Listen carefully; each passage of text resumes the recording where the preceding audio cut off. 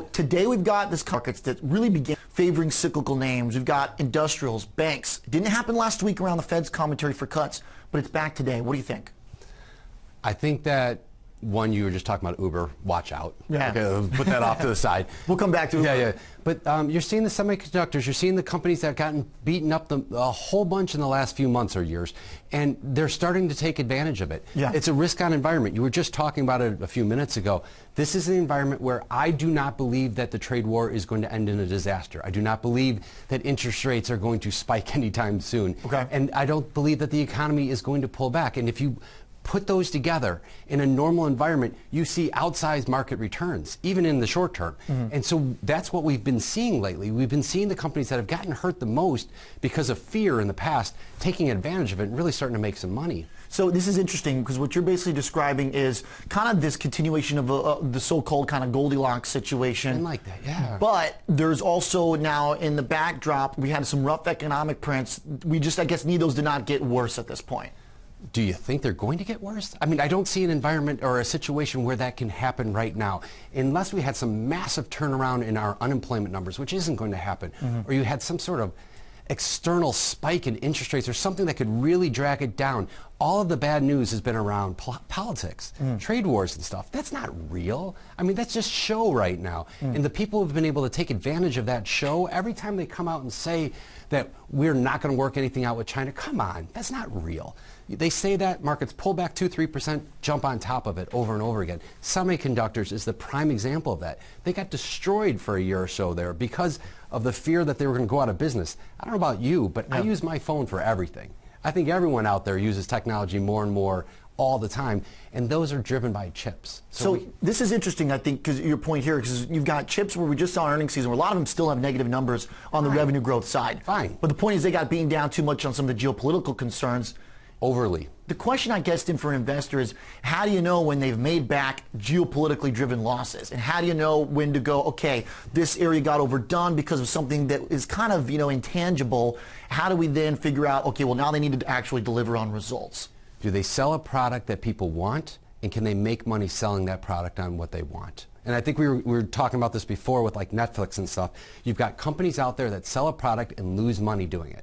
I like Netflix. Everyone else out there likes it, uses streaming videos and stuff along those lines. But they lose money doing it, and they don't show a path to getting there. Semiconductors, they sell those things for a profit, for the most part, and they show a path on how they're going to increase their profitability. I don't care what industry you're talking about. Those are the two crucial things. Do you sell something someone wants, and can you make money doing it, or at least show a path to making money on it? Right. You've got companies that lose money and don't have a path. You have to run away from those no matter what the environment is.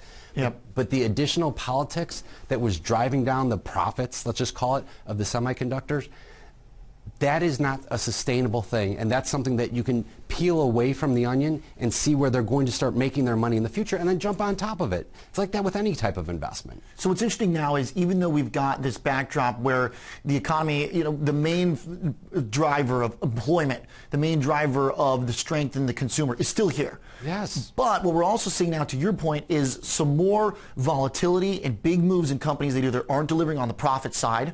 We've seen IPOs just get pummeled this year. Oh, that's just because they're all overinflated right now. Software too also getting slammed. Getting slammed because of things that maybe they shouldn't have gotten slammed to for the fullest extent. But yes, it's overvaluation. The IPO market is the best example of that, and that's why you're seeing so many of them pull away. Actually, I'm surprised that the oil one's coming out now. I'm blanking on the name all of a sudden. But you know what I mean? Like, this is not the environment you'd want to see an IPO jump Talking out. Saudi Aramco. Yeah, sorry. Yeah, completely blanking on it. So Uber for this afternoon, how will investors sort of know how to look at a stock that's been, as you point out, given a frothy valuation at the onset and say, okay, here's still something that's very disruptive that maybe I want to invest in the tech. How do you know when the opportunity presents itself? Is there a point where you look at Uber and you go, all right, this thing just got too killed on price despite being this huge disruptive force? Do they have a product that people want? Yes. Do they have a path to sustained growth? No.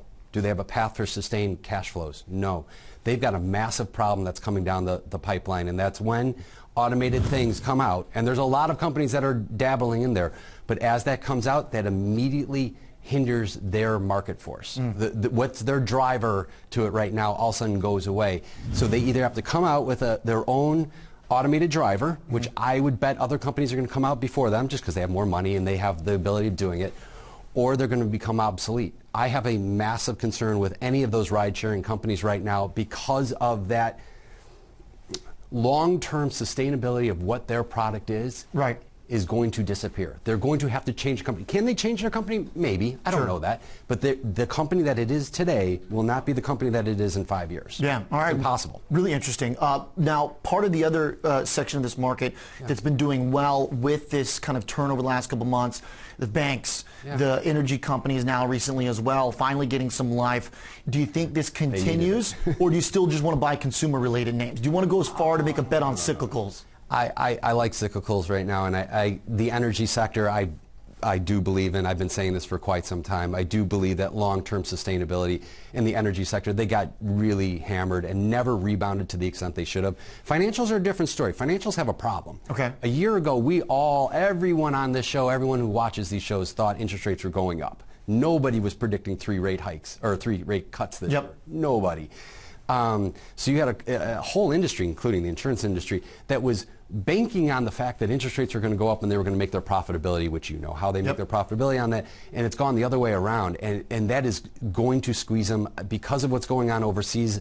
I mean, we've got, what, half of the debt in the world is negative right now? Greece's debt.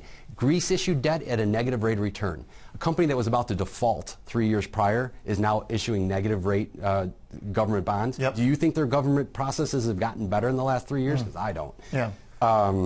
So the banks still have those headwinds. They've got massive headwinds right now, and headwinds that I don't think any of us would have believed were going to be in place 12 months ago. Now, if Jay Powell came out and said, look, I've put the brakes on the cuts, which he effectively did, but he also said I'm putting the brakes on hikes too, then is that enough for the market to understand that maybe that worst of the margin contraction for banks is behind them? Because that industrial and kind of reflation trade that's been creeping in lately, it sounds to me like you don't really believe that maybe that's going to be something that lasts.